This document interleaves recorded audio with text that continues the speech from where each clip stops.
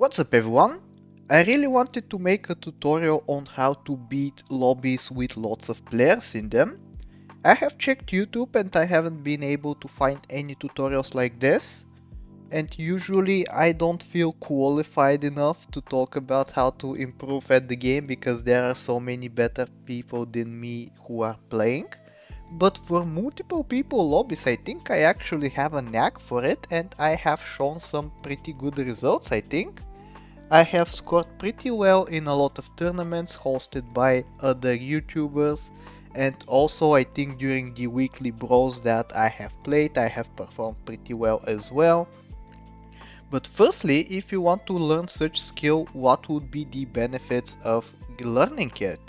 Like, I think it's a pretty good skill to have because not only is it going to make you play better at 8 people lobbies, which you can gain elo from and therefore you can improve your rank. You can also play well in the weekly brawls, which can in turn get you like a king hat, a queen hat if you're interested in that sort of thing.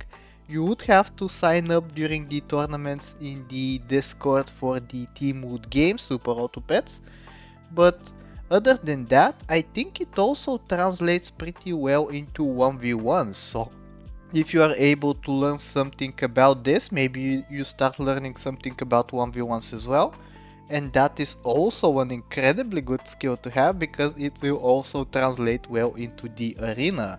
So yeah, I think it's an all-around good skill to have. So let's hop into the game that I wanted to show you right here. It is a win. I would not want to show off anything that isn't a win for a tutorial, but first of all let's hop into the pack a little bit to see what we have. You can see I am playing on the turtle pack, and I think the first step to success is to just look at the pets and in your mind construct the perfect team that you will have in the future. Like, imagine you're on turn 20 perhaps, and then you think about what pets would be ideal to have. Like, imagine everything is at 50-50 for the ease of imagination, but for me personally I would like to have something like a rooster, something like a leopard, something like a gorilla even, and skunk also very useful. Also, if you don't have all of your team to be 50-50, I think something like a dodo is pretty good to have, so it can boost something up to 50 attack. And then you also have like ox, which can regenerate its melon during the fight after it gets sniped. So I think that's another pretty good pet to have. You also have like stuff like turtle and maybe even parrot, so it can copy another powerful ability. So yeah, I think there are lots of good things that you want to have statted up in the end game. So that is the first step. You just imagine what your ideal team would be, and the second step would be to actually get to it, which is easier said than done, but this is hopefully what we're going to show off in this video. Before we hop on into the replay though, let's first show off that this is in fact a 8-player versus lobby, and actually it was played yesterday on my friend Troubadour's Steam, not Steam, stream. Link to his channel in the description. He was streaming, he was telling his viewers to hop on into the 8-player versus at the same time, so hopefully we can match up against each other. And we have some pretty decent players on here. We have the Gaming Kemu, we have Cheesy Cheese, who both were viewers at the time, Lion in a Box Official, who was also looking at his stream as well. So yeah, I think we have some pretty good competition, and I will put this off to the side as well so we can talk about their teams as well. I think that could be pretty informative too. But enough yapping from me, let's just hop into the game and see how we do. On turn 1 I think we get pretty lucky with double fish plus a pig. Nothing unusual, you just want to be fishing for your level ups. And we actually curiously enough faced Troubadour on turn 1, he's playing the unicorn pack, he's doing his ranked A to Z, I think he was going for a behemoth ribbon. But yeah, other than that, I think it's mostly turtle pack. We have one puppy pack gamer right here, I guess. But yeah, mostly turtle pack and then one puppy pack, one unicorn pack, which shouldn't really affect the way we play the game. For like multiple people versus lobbies, I think it's most important to just look at yourself. People during 1v1s usually try to counter their opponent's build, but I don't think that's how it works for the multiple player versus. But here we go, we find a very decent unit right off the bat on turn 3. We find a swan, which are definitely going to take. So you can see right here, I'm even going to try to buff it up with the fish because it is that important to have it. Swan, even in 1v1s, is extremely good to have because it gives you lots of gold, therefore it lets you find the best pets easier than the others. It lets you scale up easier than the others if you're using a cat or a dragon. And then also you can just find the pets that we talked about earlier, like on turn 11 if you have like 12 gold as opposed to 10, it's way more likely for you to roll into a leopard or a gorilla or even some of the scalers that we have. So I think on the whole it is a very good unit to have. Also during the games that we are going to be playing against multiple people, they usually go later than usual.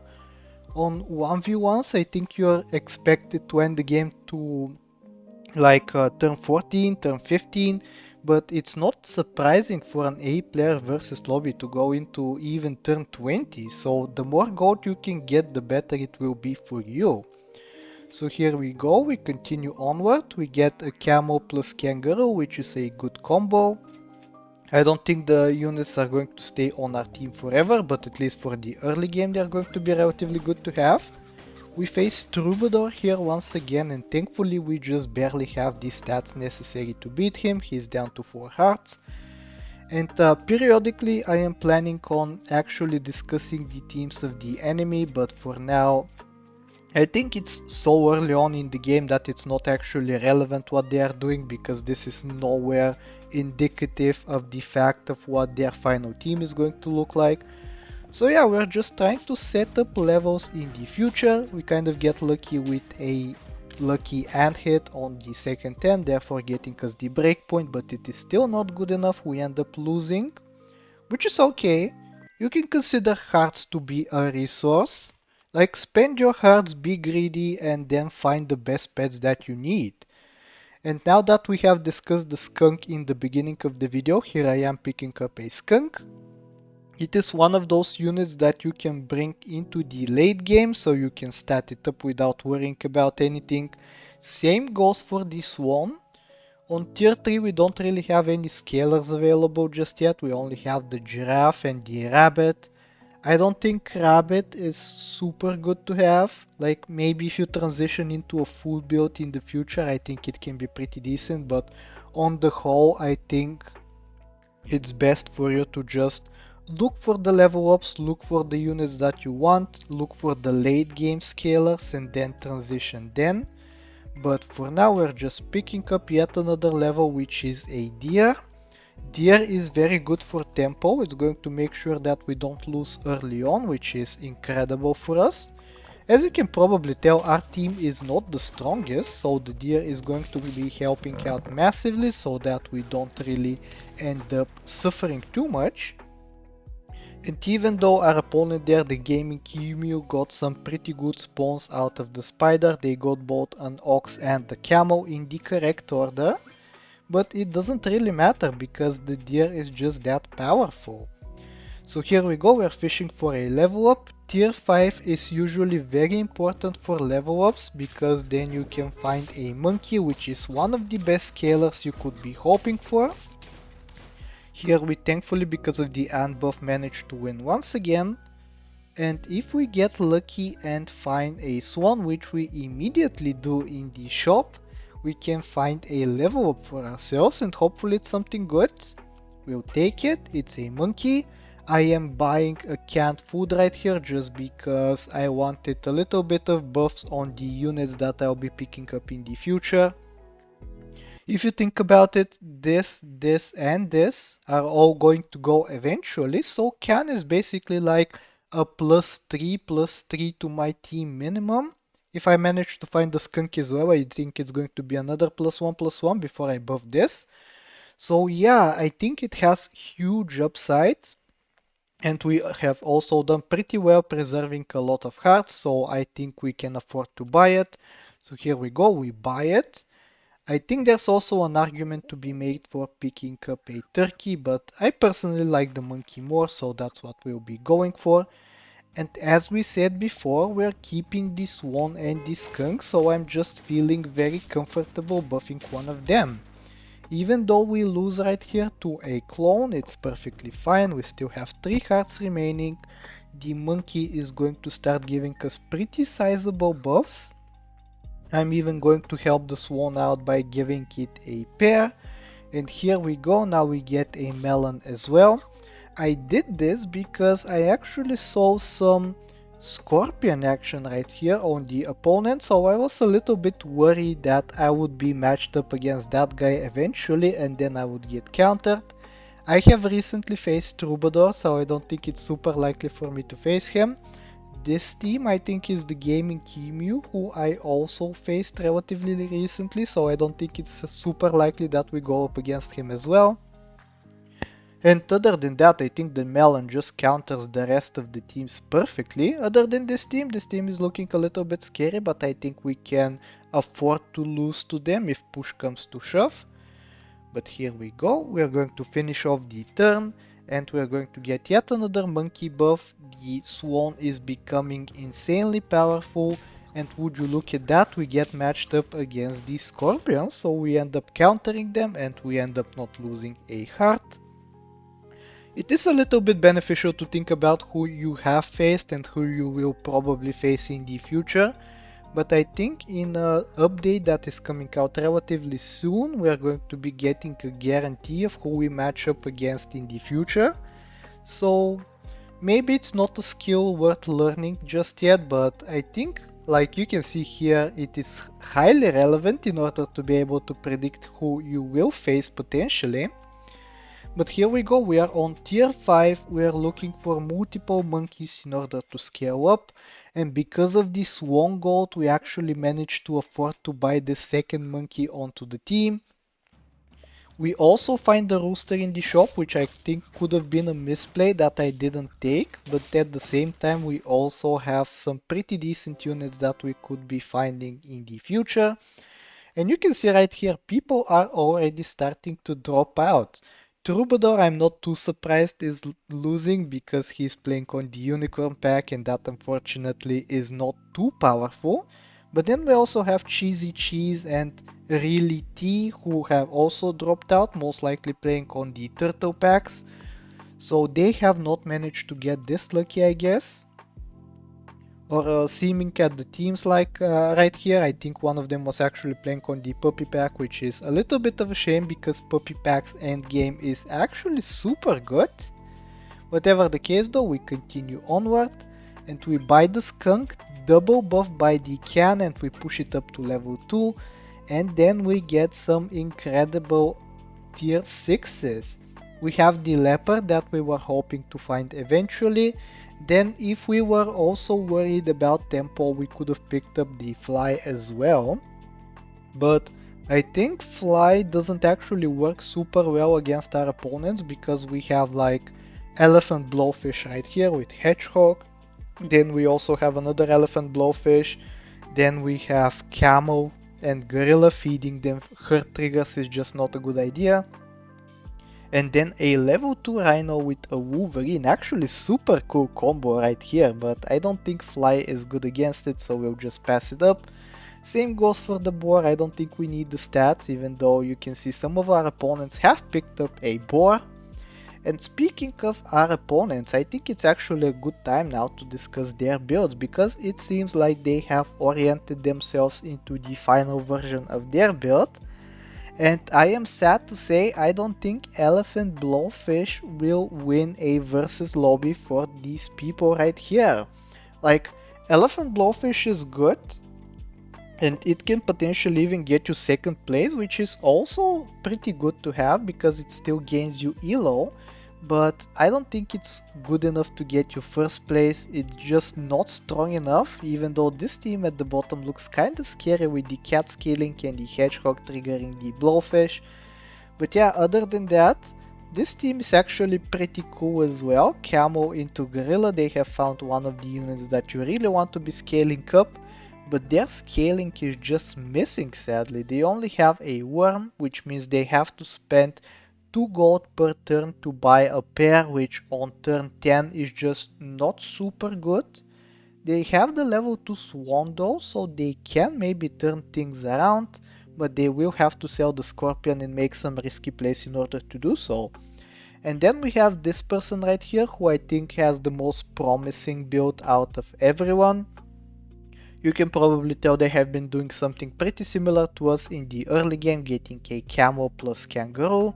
They're doing something pretty similar to us now by getting a Monkey to buff up a decent unit. But unfortunately for them, Rhino I don't think is one of the guys that you want to be buffing up in the late game, because it's very good at countering summon builds, but when it comes to like turn 15 and such, I think it's not any better than just a single snipe that can potentially pop a melon. That's not a bad thing, of course, but I think you can find much better in the shop, and perhaps even this Gorilla Gamer plus the Camo Gamer I think has the potential to counter them with their hurt triggers. So they have built themselves into a corner, I am afraid, but we on the other hand have just had a perfect run right here. We are picking up a leopard, we are starting to stat it up. It's already dealing 8 damage in battle. And here I think even though I criticize this team a little bit, they're going to end up beating us, which is kind of funny, but it's still fine because we have the hearts to spare and they don't, they are only on 1 heart. And yeah, I think it's just a matter of time before we manage to improve before anyone can catch up. One thing worth noting, I think for an 8 player versus lobby, what I am doing is relatively okay, but for like 100 player lobbies or like 64 player lobbies, I think this is not okay, only having a single scaler. I am perhaps playing a little bit too greedy with this level 2 skunk that isn't getting any scaling. Like, ideally, I think I would want like cat plus monkey or dragon plus monkey, some way to scale all of the units and then hyper scale one of the units like this leopard right here. So yeah, I think this strategy won't really fly in 64 player versus lobbies, but at least in 8 player versus lobbies where half of the players have already been knocked out, I think this is a fine strategy. And here we go, we are getting the final version of our build. We are getting Tiger Leopard. Leopard is getting scaled up and it's going to be dealing 3 snipes. And you can see how much 11 damage can deal to an opponent. Like, look at this. We just defeat everything and only the leopard is the casualty of our fight. We end up putting Lion in a box down to 1 heart remaining, which is not good news for them. But yeah, I think we have just won the lobby. We don't even need to do anything, I think, but it's still pretty good to keep improving every single turn. I am putting on a stake right here just because I am kind of afraid of this rhino still. I want to hopefully one-shot it through the melon if that is an opportunity for us. But I don't think we get the stats necessary to do that. The monkey is going to give us 4 attacks, so that means 28. And the rhino is curiously enough at 29, which is a little bit sad, but at the same time we do have the snipes to potentially remove this melon. So I think we are just perfectly fine still. We also have the skunk level 2, never forget. And look at this team that destroyed us in the past, we managed to destroy them now with the leopard snipes and we managed to knock them out. And curiously enough, Lion in a Box is also out, so the only person who is left is the Rhino Gamer. They do have a Scorpion plus a Dragon plus a Monkey, so I think in the long run they would be better because they can just sell the Kangaroo, even though they have weirdly put a Melon on it. But yeah, if they put 1 up on their Scorpion, then you can start cycling tier 1 units with the Dragon, and I think they can catch up to us pretty easily, even though we have the better abilities. But I don't think they have the time to do that. They are only on 2 hearts, so they have to get extremely lucky in the shops in order to be able to catch up. And even then we are still improving. We have more gold than them every single turn because of the Swan. So that allows us to get multiple level ups, and you can see right now with the Leopard at level 3 and Tiger soon to be level 2, we get a bunch of snipes, and you can see it's not even close. Only the Leopard gets to faint on our side and we end up winning pretty easily. And this will be the end.